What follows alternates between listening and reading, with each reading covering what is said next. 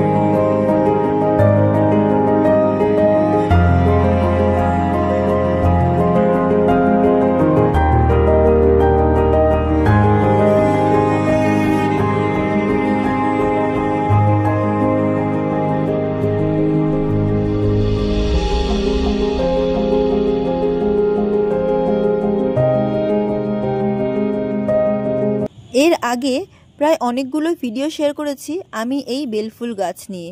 আজ চলুন এর মাটি তৈরি করা আপনাদের সাথে শেয়ার করি।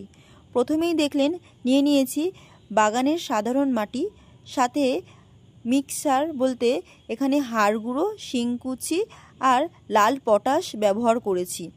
সাথে 30% ভার্মি কম্পোস্ট এবং মাটিটাকে ঝুরঝুরে রাখার জন্য ডিমের খোসা নিয়ে নিয়েছি, কিছুটা নিমখোল এবং ফাঙ্গিসাইড খুব ভালো করে মিশিয়ে নিয়েছি। এইবার একটা 20 লিটারের ড্রামের মধ্যে আমি এই মাটিগুলোকে ভরে নেব। এখানে দেখুন প্রথমে যে ডেলা ডেলা মাটিগুলো রয়েছে সেগুলো আমি নিচের দিকে দিচ্ছি এবং ঝুরঝুরে মাটিগুলো ওপরে দিয়ে নিচ্ছি। আর একটা খুব সুন্দর টিপস আপনাদের সাথে শেয়ার করছি, সেটা হলো আপনাদেরকে আমি এর আগেও বলেছি যে সবজির খোসা, ফলের খোসা কিংবা ফুল আমি কিছুই ফেলে দিই না, সব কিছুই রেখে দিই। কম্পোস্ট করে আমি ওটা মাটির সাথে ব্যবহার করে নিই।